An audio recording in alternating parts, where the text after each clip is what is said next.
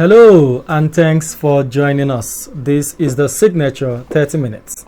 I am Marvelous Obomman.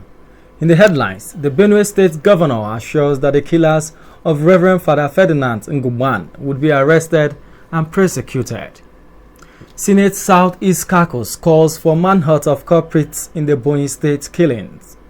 5 kidnapped victims regain freedom as police arrest suspected gun runners in Kaduna State. And now, the details.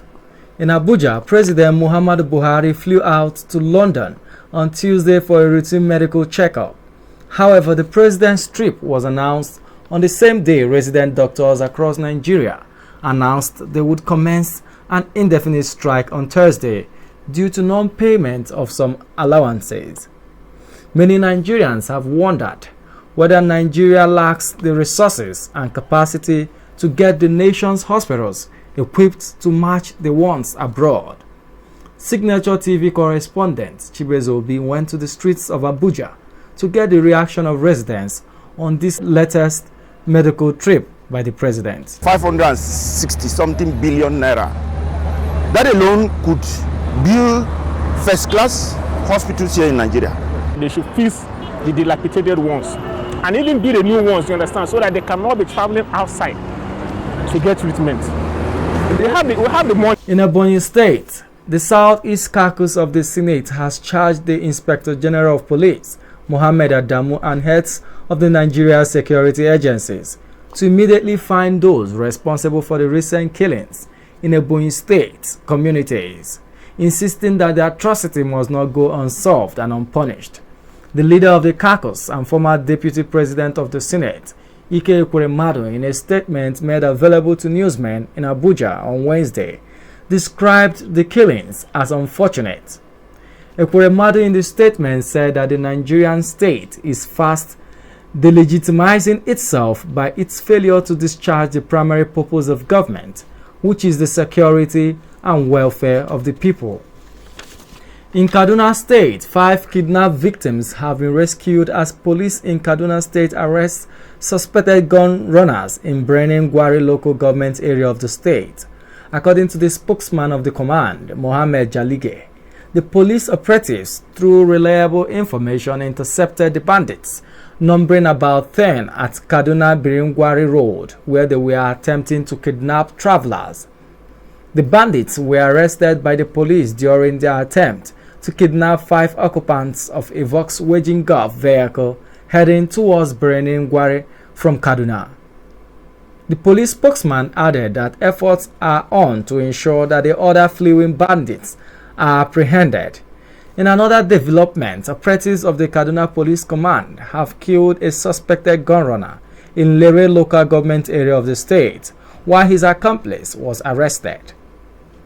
The command says the suspects were arrested during a routine patrol by police operatives who were on the trail of suspected bandits who intercepted a Toyota Highlander car around Samienanka forest of Lere local government area.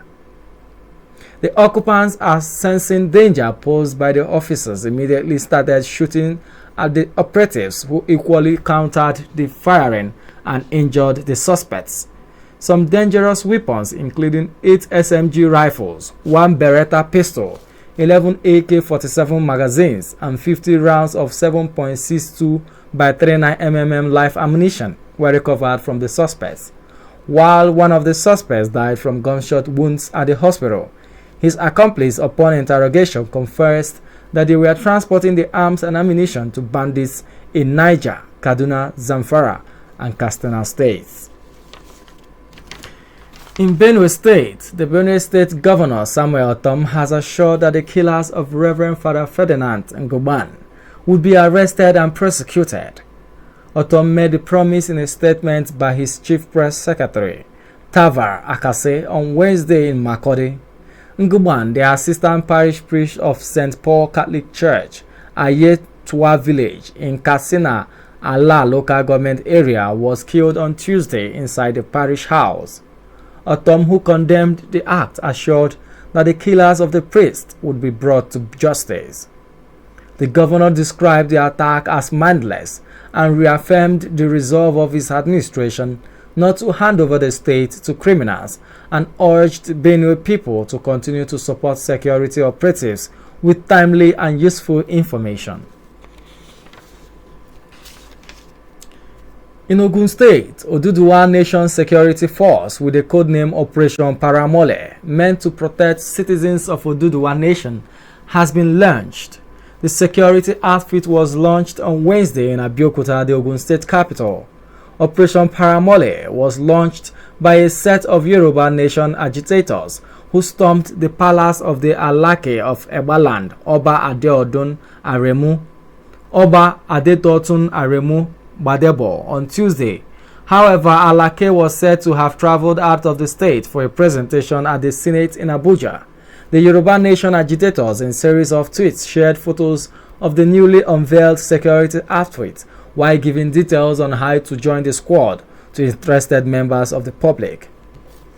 Also in Kaduna State, a high court sitting in Kaduna State has again adjourned the trial of the embattled leader of the Islamic movement in Nigeria, Sheikh Ibrahim El-Zakazky, and his wife Zenat to 25th May 2021 for the continuation of hearing on the case. During the sitting on Wednesday, the prosecuting counsel, Dari Bayero, finally rested his case by presenting his last witness. He also prayed the court to overrule the no case submission by the defense counsel and to go on and convict the defendants as provided in the law.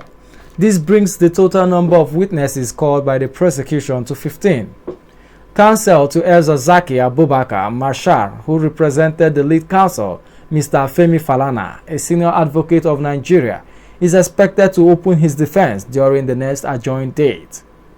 He, however, told reporters that he will be entering a no-case submission for the defendants, adding that there is no criminal case so far that has been established against the defendants by the Kaduna State government. El-Zakazky and his wife are standing trial on an 8-count charge bordering an alleged culpable homicide, unlawful assembly and disruption of the public peace, among others. In Lagos State, commuters were left stranded on Wednesday after the Primero Transport Services Limited, operator of the Bus Rapid Transit (BRT) in Lagos, temporarily grounded operations along the Ikorodu-Tafawa-Balewa Square route. Mutu Yekim, head corporate communications of the firm, announced the suspension of activities of the BRT from Wednesday. Yekim said that the development was due to operational challenges being faced by the firm along the corridor, which they hope to resolve in the next couple of days and resume fully operations.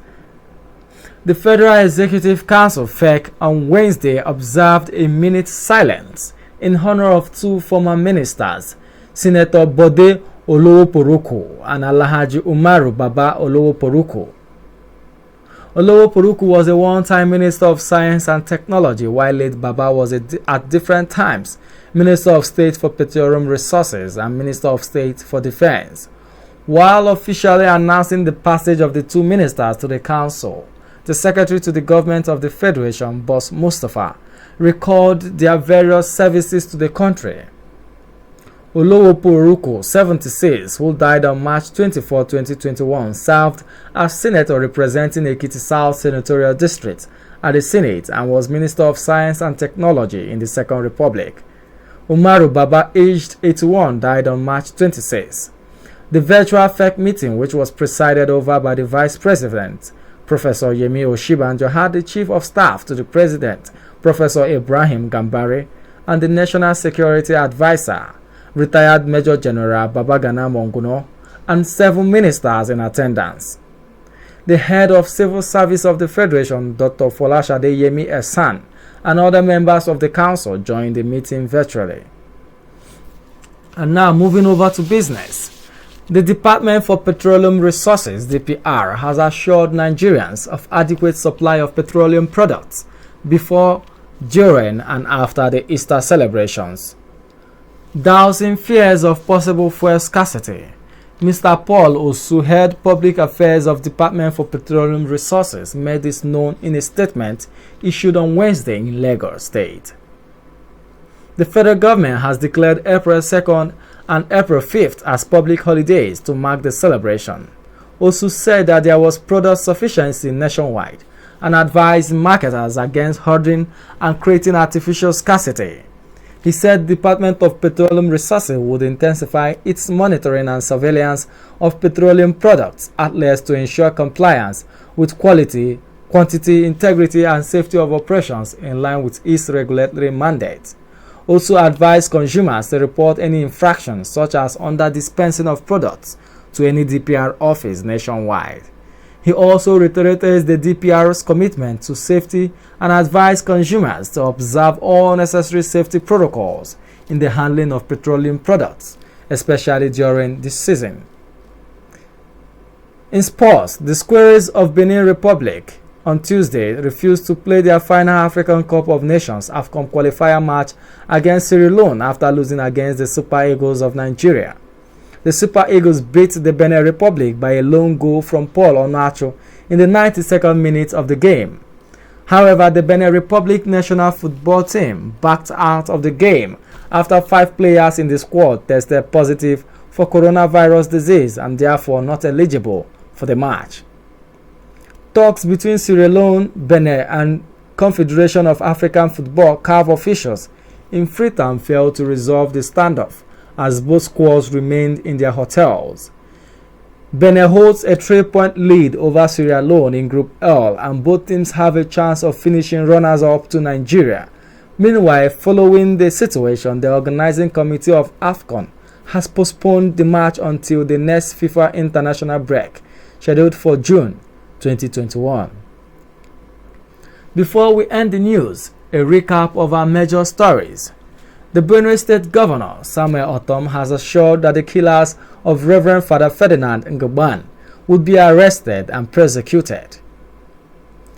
Senate Southeast Caucus calls for manhunts of culprits in the Ogun State killings.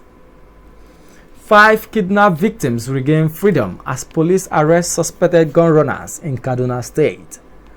Please do well to stay safe, maintain physical and social distance, and wear your nose masks while going about your daily activities. And that's the signature 30 minutes. On behalf of my producer, Damilola Abudu, I am Marvelous Obomana. Thanks for watching.